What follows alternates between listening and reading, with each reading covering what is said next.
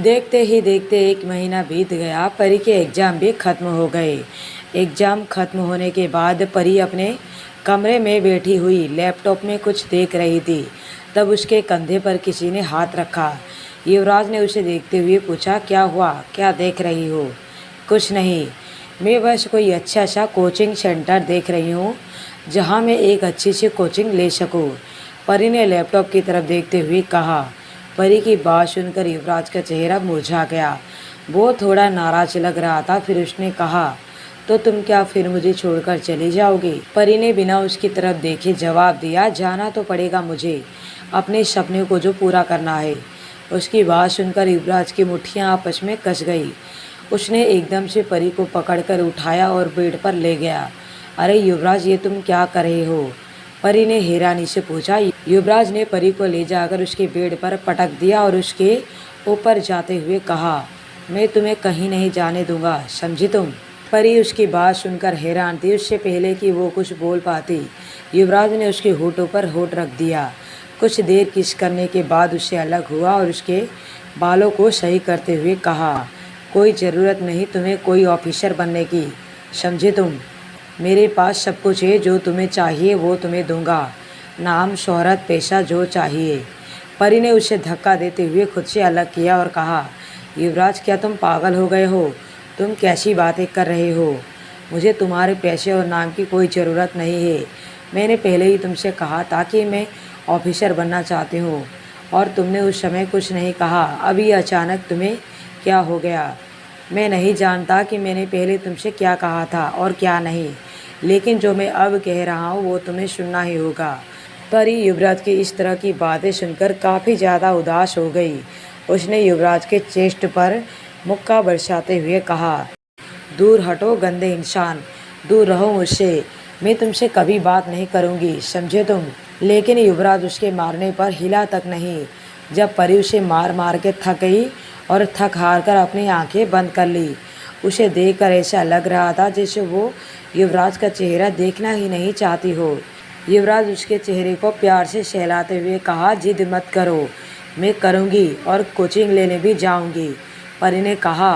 तो युवराज काफ़ी ज़्यादा चिढ़ गया। उसने कहा, तुम कहीं नहीं जा रही हो, मैंने कहा ना तुम कहीं नहीं जाओगी। परी ने झटके से अपनी आंखों को खोल दिया और हैरानी से कहा, तुम इस तरह से क्यों बोल रहे हो? तुम मेरे और मेरे सपनों के बीच नहीं आ सकते। परी की बात सुनकर युवराज तुरंत बोला, अच्छा, तो क्या तुम मुझे अपने सपनों के लिए छोड़ सकती हो? हाँ, ज़रूरत पड़ी तो मैं छोड़ दूँगी और करूँगी भी क्या। ऐसे पार्टनर की मुझे क्या ज़रूरत है जो सही समय पर मेरा साथ ना दे सके, मेरे सपनों को पूरा होने से रोके। इससे अच्छा तो कि मैं अकेली रहूं। उसकी बातों को सुनकर युवराज के आईब्रोज आपस में जुड़ गए। उसने हैरानी से कहा, तो क्या तुम मुझे छोड़कर चली जाओगी? परी इस वक्त काफ़ी ज़्यादा गुस्से में थी, इसलिए उसने ऐसा ही कह दिया कि हाँ, मैं चली जाऊंगी। अगर तुमने मेरे और मेरे काम के बीच इंटरफेयर किया तो मैं तुम्हें छोड़कर चली जाऊंगी हमेशा के लिए। परी के शब्द जैसे ही पूरे हुए, युवराज की पूरी बॉडी कठोर हो गई। उसकी मुट्ठी आपस में कस गई। उसने परी का चेहरा अपने हाथों में कसकर पकड़ लिया। इस बार वो काफ़ी ज़्यादा कठोर था। युवराज ने उसके चेहरे को दबाते हुए कहा, मेरी आंखों में देखो। परी को दर्द हो रहा था। उसने छटपटाते हुए कहा, युवराज, छोड़ो मुझे, ये तुम क्या कर रहे हो? क्या तुम पागल हो गए हो? छोड़ो मुझे। उससे तो ठीक से बोला भी नहीं जा रहा था, लेकिन युवराज ने एक एक शब्द को चबाते हुए कहा, मुझे छोड़ने की कभी सोचना भी मत, वरना मैं नहीं जानता कि मैं तुम्हारे साथ क्या करूँगा। ये कहकर वो बेड से उठ गया। परी गहरी गहरी सांसें ले रही थी।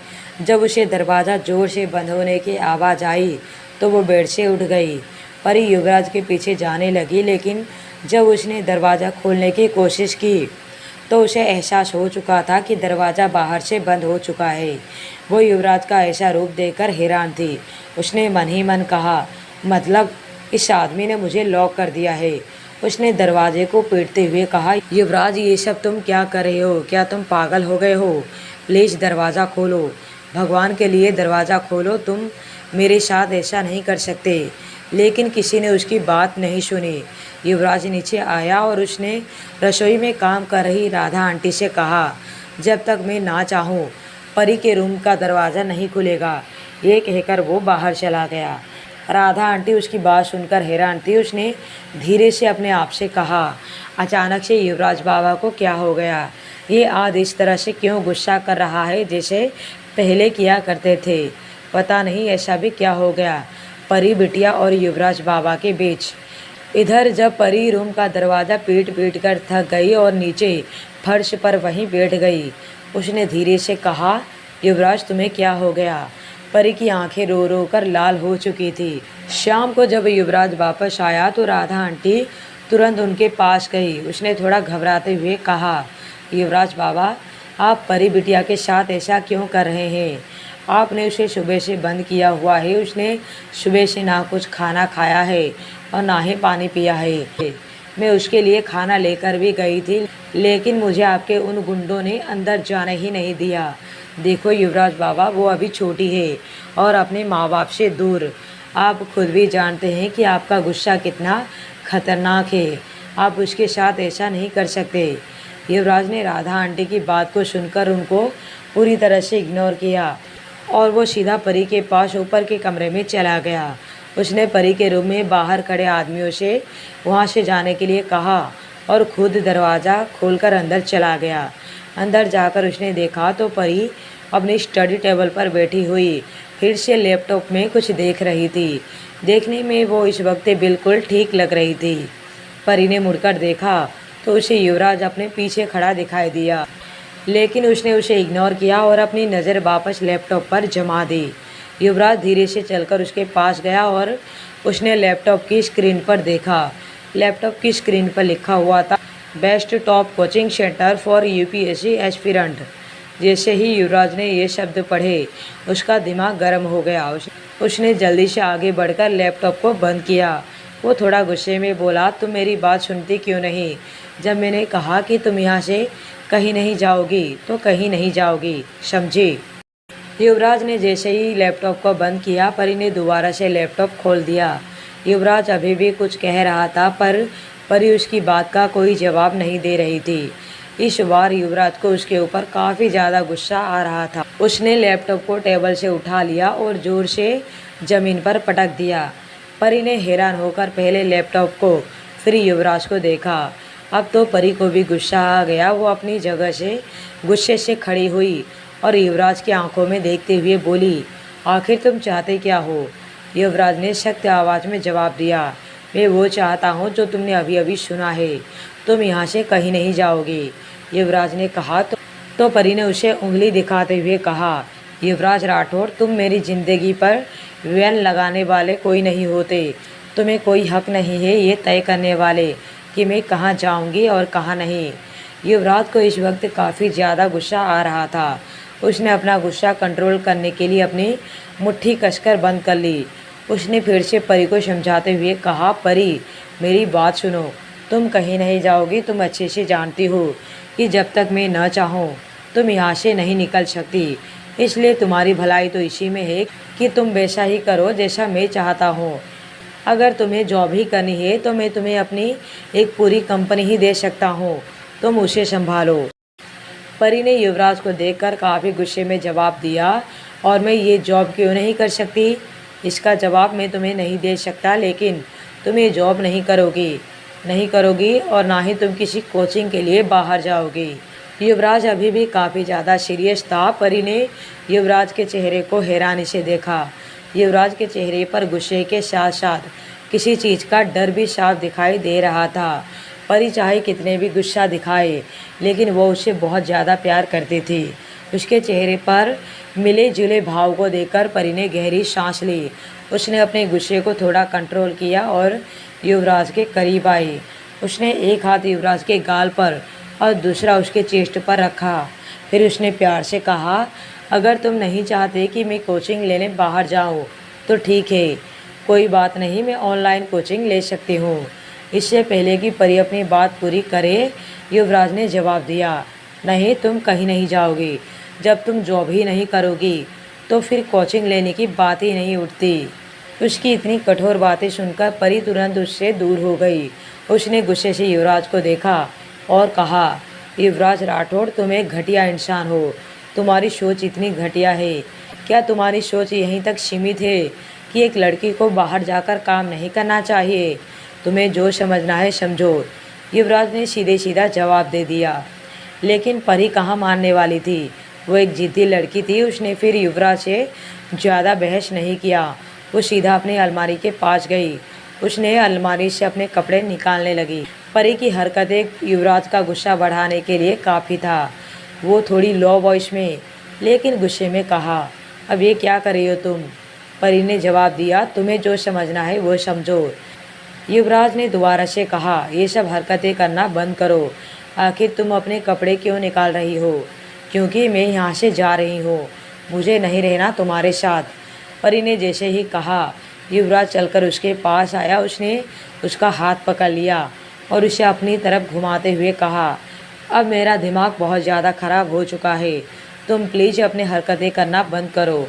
परी ने युवराज का हाथ छुड़ाते हुए कहा, मुझे छोड़ दो, मुझे यहाँ से जाने दो, मैं अपने घर जाना चाहती हूँ, अपनी माँ बाप के पास। वो बिल्कुल भी तुम्हारी तरह सेल्फिश नहीं है। ये कहते हुए वो रोने लगी। उसकी आंखों में मोटे मोटे आंसू छलकने लगे। युवराज का दिल ये देखकर पिघल गया। उसे तुरंत राधा आंटी की बात याद आई। उसने कहा था कि परी अभी छोटी है और अपने माँ बाप से दूर भी। जिस उम्र में सबसे ज़्यादा उसे अपने माँ बाप की ज़रूरत थी, उस उम्र में वो उसके गुस्से का शिकार हो रही थी, जो कि एक नॉर्मल इंसान से काफ़ी ज़्यादा था। युवराज ने अपनी आंखें बंद कर ली और अपने गुस्से को शांत किया। उसने परी को खुद के करीब किया और सीने से लगा लिया। न चाहते हुए भी उसने धीरे से कहा, ठीक है, तुम जैसा चाहोगी वैसा होगा। उसकी बात सुनकर परी तुरंत खुश हो गई। उसने खुशी से उसे गले लगा लिया और उसके गाल पर किस करते हुए कहा, मैं जानती थी कि तुम मेरी बात ज़रूर मानोगे। युवराज के चेहरे पर कोई एक्सप्रेशन नहीं थे। परी ने खुशी से अपने कपड़े वापस अलमारी में रखना शुरू कर दिया। युवराज उसके बेड पर बैठा हुआ उसकी खुशी को साफ साफ देख सकता था। उसने मन ही मन सोचा, क्या इस लड़की को अपना सपना इतना प्यारा है? आज तक तो मेरे साथ भी ये इतनी खुश कभी नहीं दिखाई दी थी। परी ने जल्दी से अपने कपड़े अलमारी में जैसे तैसे घुसा दिए, फिर जाकर युवराज की गोद में बैठ गई। उसने शिकायती लहजे में कहा, तुम बहुत बुरे हो, तुमने मुझे यहाँ लॉक कर दिया। तुम्हें पता है मुझे कितनी भूख लगी हुई थी, कितनी प्यास लगी हुई थी। क्या तुमने एक बार भी मेरे बारे में नहीं सोचा? क्या तुम्हें एक बार भी मेरे ऊपर तरस नहीं आया कि मैं यहाँ कैसे सरवाइव करूँगी? तुम सच में बहुत निर्दय हो। मुझे तो कभी कभी लगता है कि तुम मुझसे प्यार ही नहीं करते। उसकी बात सुनकर युवराज ने अपनी आंखें सिकुड़ते हुए कहा, ज़्यादा ड्रामे मत करो। यहाँ तुम्हारे लिए पहले से ही खाने के लिए फल और पाने के लिए प्योरीफायर लगा हुआ है। युवराज की बात सुनकर परी को खांसी आ गई। उसने मन ही मन सोचा, इस आदमी ने तो सच में उसके खाने पीने का ध्यान रखा हुआ है। वो अच्छे से जानती थी कि उसके कमरे में पहले से ही फल रखे हुए हैं, ज़रूरत पड़ने पर वो उसे खा सकती है। और हुआ भी कुछ ऐसा ही। उसने तो फलों की आधी टोकरी ही खत्म कर दी थी। परी ने फिर युवराज के लिप्स की तरफ बढ़ते हुए कहा, ठीक है, लेकिन अब मैं वो खाऊंगी जो मुझे पसंद है। तुम्हें क्या पसंद है? युवराज ने पूछा।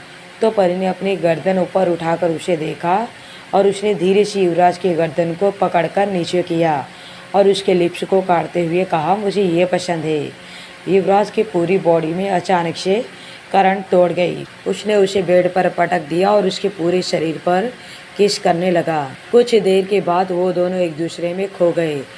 परी के पूरे शरीर पर युवराज के दांतों के निशान थे, लेकिन वो जैसे ही अपने प्यार के चरम सीमा पर पहुंचने वाले थे, युवराज अचानक से रुक गया। परी ने उसे हैरानी से देखते हुए पूछा, अब क्या हो गया? युवराज बेड से उठ गया। उसने अपने कपड़े पहनते हुए कहा, तुम पढ़ाई करो, अभी इस चीज़ का सही वक्त नहीं है।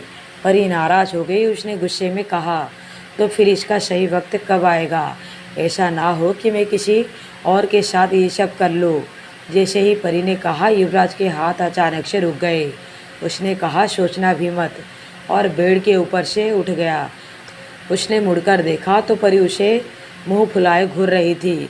युवराज ने उसके प्यारे से चेहरे को देखते हुए कहा, कपड़े पहनकर नीचे आ जाओ, तुम्हें भूख लगी होगी।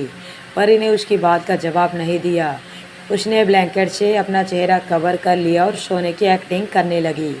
युवराज ने गहरी सांस लिया और वापस से बेड पर बैठते हुए उसने परी को उठाया और एक एक करके परी को कपड़े पहनाने लगा।